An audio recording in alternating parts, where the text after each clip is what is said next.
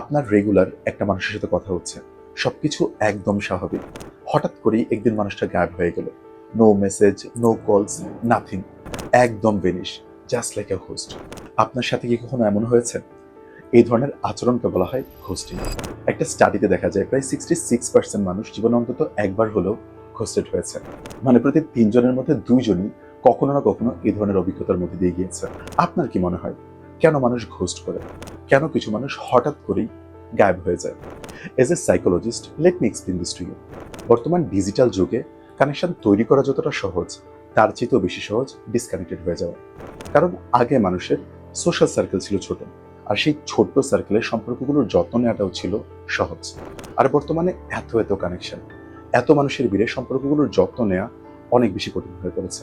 ফলে কাউকে ইগনোর করা যেমন সহজ, ঠিক তেমনি কারোর জন্য হঠাৎ করে গায়েব হয়ে যাওয়াটা আরো বেশি সহজ হয়ে গিয়েছে।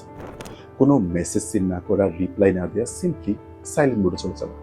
কখনো কখনো মানুষ ঘোস্ট করে কারণ তারা ঠিকমতো জানেই না কিভাবে তাদের ডিফিকাল্ট ইমোশনকে ম্যানেজ করতে হবে। তাদের যে কথাগুলো বলা দরকার সেগুলো কিভাবে বলতে হবে, সেটার জন্য প্রপার সাইকোলজিক্যাল টুল এবং ইমোশনাল ক্যাপাসিটি তাদের থাকে না। কখনো কখনো তাদের মধ্যে কনফ্রন্টেশন নিয়ে ভয় কাজ করে, কখনো গিল্ড বা শেম কাজ করে যে তারা মেবি কোনোভাবে আপনাকে হার্ট করে ফেলবে। আবার কখনো তাদের হ্যাবিচুয়াল অ্যাভয়েডেন্স রেসপন্সই তাদেরকে বেশি কন্ট্রোল করে। আবার এমনও হতে পারে যে তাদের লাইফে একসাথে এত কিছু চলছে যে তাদের সময়ই হচ্ছে না রেসপন্স করে, কারণ স্ট্রেস মানুষকে আরও বেশি ভালনারেবল করে ফেলে। সোশ্যাল মিডিয়া আমাদের মধ্যে এক ধরনের কম্পালশন তৈরি করেছে যে আমাদের সব কিছুরই রেসপন্স লাগবে। একমাত্র রেসপন্স পেলেই আমরা ক্লোজার পাবো, কিন্তু অ্যাকচুয়ালিতে এই ক্লোজার কোনো মেসেজ বা রিপ্লাই থেকে আসে না। এই ক্লোজার আসে মাইন্ডসেট থেকে। আপনি মাসের পর মাস আপনার প্রশ্নের উত্তরের জন্য ওয়েট করতে পারেন, অথবা এটা অ্যাকসেপ্ট করে নিতে পারেন যে silence is also a response.